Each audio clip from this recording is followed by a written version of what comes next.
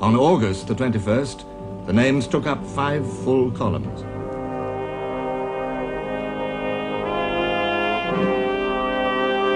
On the 31st, about the same again.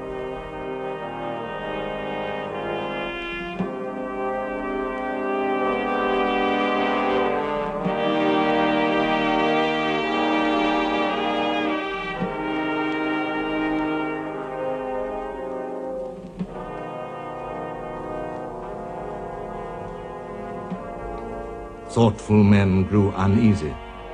The historian F.S. Oliver received a letter from his brother. The present battle seems the very crudest and most unscientific and uninspired kind of senseless pandemonium. It doesn't seem to be men against men, but lead and iron against flesh. The lead and iron are of course bound to win, but as both sides have lead and iron, the destruction of the flesh seems to have no meaning.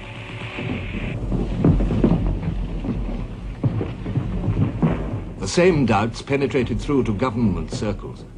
On July the 29th, the CIGS, Sir William Robertson, reported to Hague, "The powers that be are beginning to get a little uneasy in regard to the situation. The casualties are mounting up, and they're wondering whether we are likely to get a proper return for them. What's troubling them is the probability that we may soon have to face a bill of 200,000 to 300,000 casualties with no very great gains." Hague replied, "The principle on which we should continue to act is clear. Under no circumstances would it be possible to relax our efforts in this battle without prejudicing, probably fatally, the offensive of our allies and their hopes of victory. We must, and we can, maintain our offensive."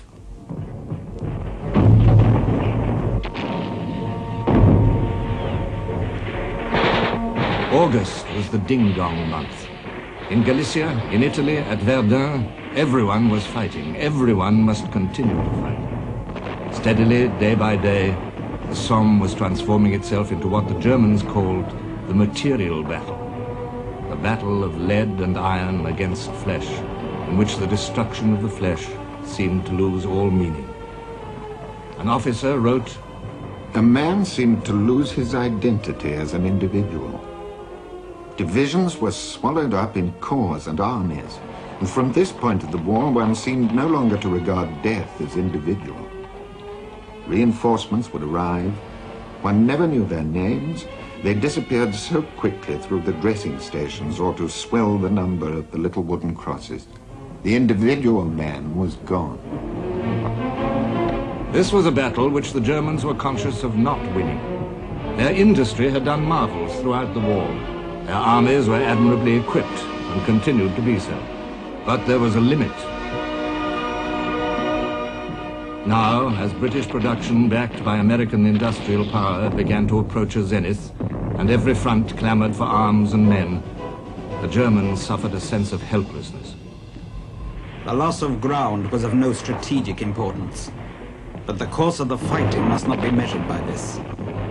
The great losses in men, the heavy expenditure of material, ate only too deep into the strength of the German army. The mighty material superiority of the enemy did not fail to have its psychological effect upon the German soldier. General von Gallwitz, now commanding the Somme front, issued an order of the day at the beginning of August.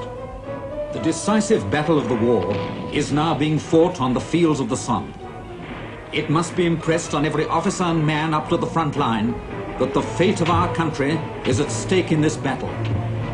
By ceaseless vigilance and self-sacrificing courage, the enemy must be prevented from gaining another inch of ground. His attacks must break against a wall of German breasts." Yet, inch by inch, the Germans were driven back. The new armies were gaining experience, slowly. By the end of August, British losses had reached 196,000 men. The French had lost over 70,000. But the war was going seriously for Germany. On August the 27th, Romania joined the Allies. On August the 28th, General Erich von Falkenhayn, the German Chief of Staff, was dismissed.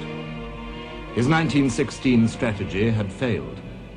Verdun had held, and now the French were passing to the counter-offensive there. On the Somme, the fate he had predicted for France was happening to Germany. She was bleeding to death. Field Marshal von Hindenburg and his staff officer Erich Ludendorff took over from Falkenhayn. They did not admire the conditions they found in the West. Hindenburg wrote, I will not hesitate to admit that it was only now that I fully realized all that the Western armies had done hitherto. What a thankless task it was for commanders and troops on whom pure defense was imposed, and who had to renounce the vision of tangible victory. They were making progress, these men of Britain's new armies. Ammunition improved, gunnery techniques improved. The infantry were discovering the tactics of the wearing-out battle.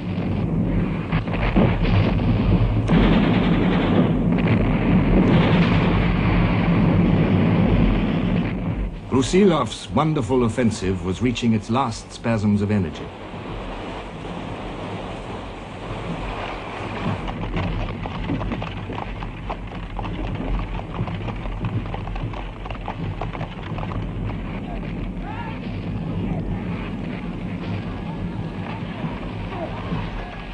Romania had come in.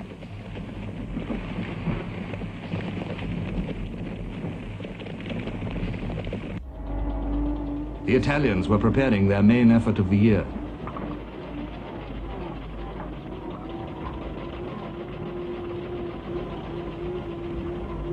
One more thrust by the British and French together on the Somme might, who knows, settle the account.